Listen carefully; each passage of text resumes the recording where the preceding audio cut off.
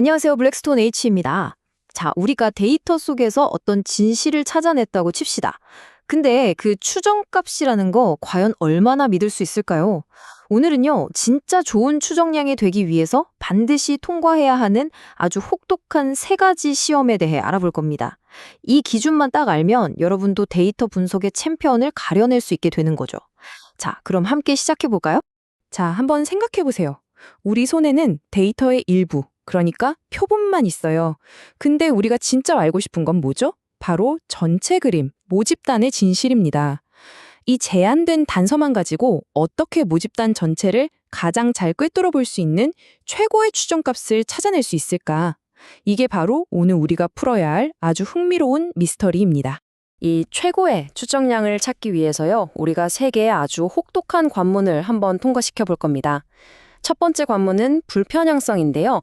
이건 관역을 제대로 조준하고 있는지 보는 시험이에요. 두 번째는 효율성, 얼마나 정밀하게 쏘는지를 보는 거죠.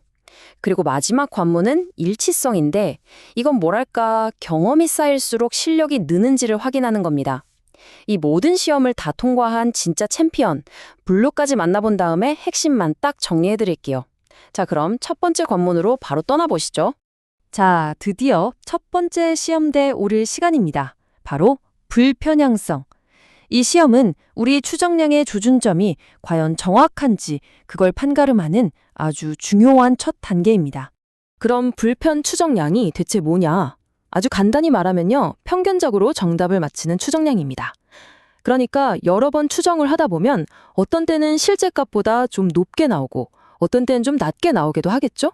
하지만 그 값들을 전부 평균 내보면 놀랍게도 정확히 우리가 알고 싶어하는 그 실제 값과 딱 일치한다는 겁니다. 이게 왜 그렇게 중요하냐고요? 만약에 추정량이 한쪽으로 치우쳐 있다면, 즉 편향되어 있다면 우리 그 데이터를 아무리 많이 모아도 계속해서 엉뚱한 결론만 내리게 될 테니까요.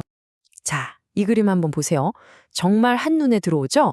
왼쪽에 있는 불편 추정량은요, 분포의 정중앙이 우리가 알고 싶은 진짜 값, 바로 저 뮤x에 정확하게 딱 맞춰져 있습니다. 그쵸? 반면에 오른쪽에 있는 편향 추정량은 어때요? 분포의 중심 자체가 뮤x에서 아예 벗어나 있어요. 이건 뭐냐? 조준 자체가 체계적으로 빗나가고 있다는 뜻입니다. 우리가 원하는 추정량은 두말할 필요도 없이 당연히 왼쪽이겠죠? 네, 바로 이거예요. 이 비유가 정말 기가 막힙니다. 생각해보세요. 매번 쏠 때마다 10점 만점을 맞히지는 못해요. 그래도 쏜 화살들의 평균 위치를 딱 내보면 정확하게 관역의 정중앙을 향하고 있는 그런 궁수 말이에요. 이것이야말로 불편 추정량이 가진 정확성의 진짜 의미라고 할 수 있습니다. 좋습니다. 첫 번째 관문, 정확성 시험은 무사히 통과했습니다. 하지만 여러분, 좋은 궁수가 조준만 정확하다고 다는 아니겠죠? 이제 두 번째 관문, 효율성으로 가보겠습니다. 이건 바로 정밀성에 대한 테스트입니다. 여기서 아주 중요한 질문을 하나 던져볼게요. 자, 두 명의 궁수가 있습니다. 둘 다 평균적으로는 관역의 정중앙을 맞춰요. 그러니까 둘 다 평균 추정량인 셈이죠. 그런데 한 명은 쏠 때마다 화살이 정중앙 근처에 옹기종기 모여있고 다른 한 명은 화살이 막 사방팔방으로 흩어져 있다면 여러분은 과연 어떤 궁수를 선택하시겠어요? 당연히 화살이 한 곳에 착착 모여있는 그 궁수를 선택하겠죠.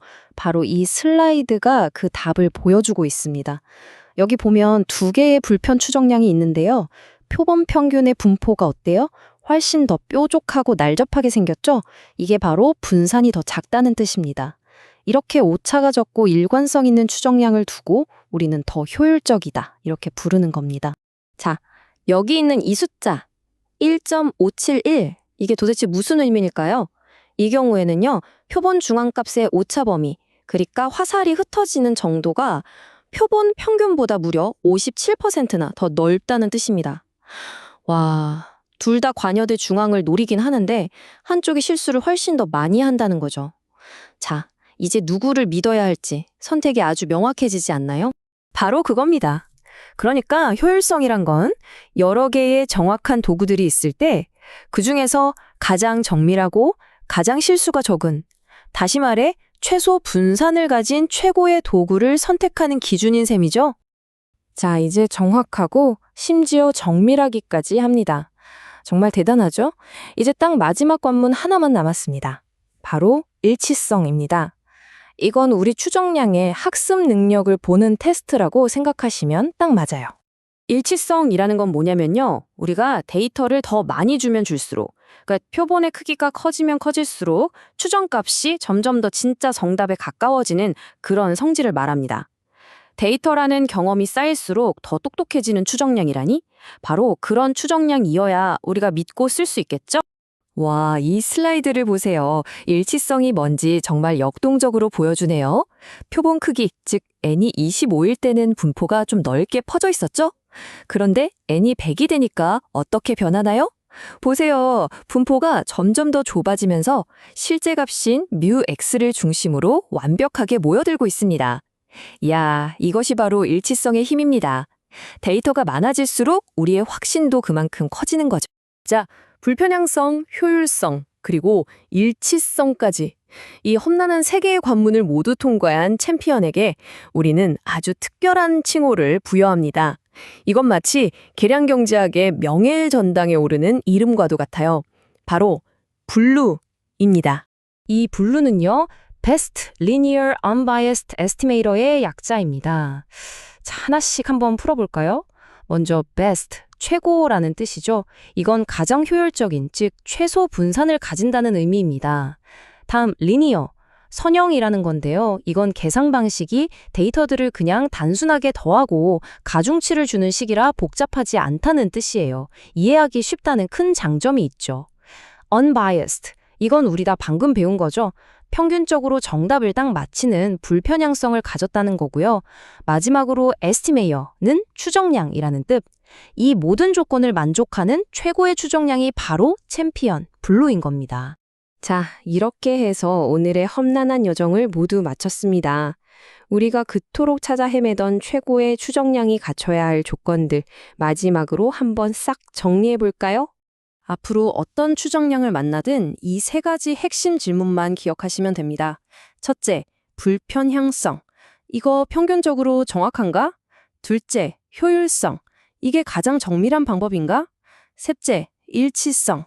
데이터가 많아지면 진짜 값에 가까워지나? 이 세 가지 질문에 모두 네라고 자신 있게 답할 수 있다면 그건 정말 믿고 써도 되는 추정량입니다. 오늘 내용을 마치면서 여러분께 아주 흥미로운 질문 하나를 남겨볼까 합니다.